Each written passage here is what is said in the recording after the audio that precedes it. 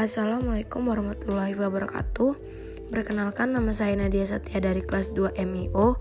Saya akan menjelaskan tentang cara mengolah data uji Peres Simple T-Test dan tabel frekuensi pada aplikasi SPSS. Mari kita mulai menguji Peres Simple T-Test-nya. Klik Analis, Compare Mean, dan Peres Simple T-Test. Tampilan awal seperti ini, dan kita pindahkan tes awal dan tes akhirnya ke variabel 1 dan variabel 2-nya. Seperti ini, dan klik OK.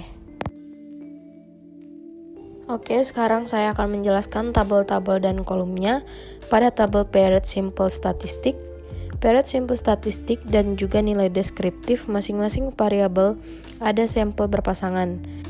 Kemudian tabel Peres Simple Correlation menunjukkan nilai-nilai koreolisasi yang memiliki hubungan kedua variabel pada sampel berpasangan ini diperoleh dari koefisien koreolisasi version Bifarat untuk setiap pasangan variabel yang dimasukkan. Kemudian Peres Simple Test merupakan tabel utama di output yang menunjukkan hasil yang dilakukan.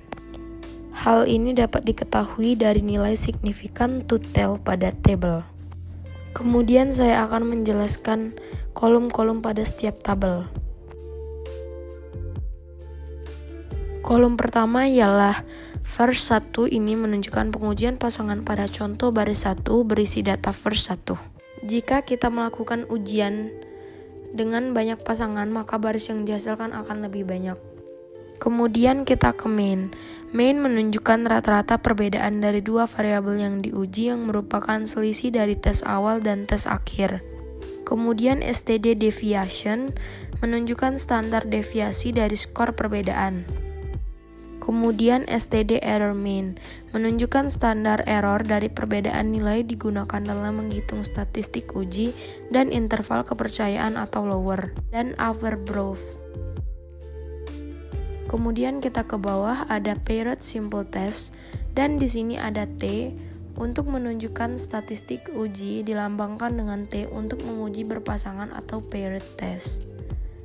Di sebelahnya ada DF untuk menentukan derajat kebebasan dari pengujian, dan terakhir ada Sig to Tell untuk menunjukkan signifikansi hasil pengujian yang bersesuaian dengan statistik uji atau T dan derajat kebebasan atau DF. Kemudian kita beralih ke analis frekuensi. Caranya sama seperti tadi, kita tekan analis deskriptif statistik dan frekuensi. Tampilan awalnya seperti ini, kita pindahkan tes awal dan tes akhir ke sebelah kanan, lalu klik statistik. Kita centang Mean dan STD Deviation, klik Continue dan klik OK. Di sini Mean-nya 23,63, pada tes awal dan tes akhir 29,00.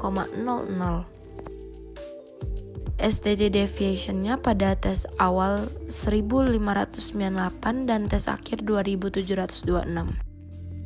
Di sini frekuensi tabelnya pada tes awal 100,0 dan tes akhirnya 100,0. Artinya semuanya berhasil.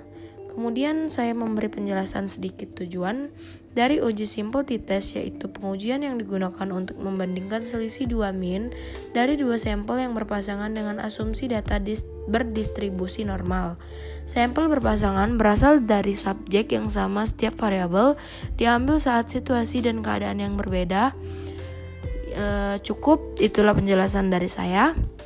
Sekian hasil uji sampel T-Test dari aplikasi SPSS-nya. Saya akhiri. Wassalamualaikum warahmatullahi wabarakatuh.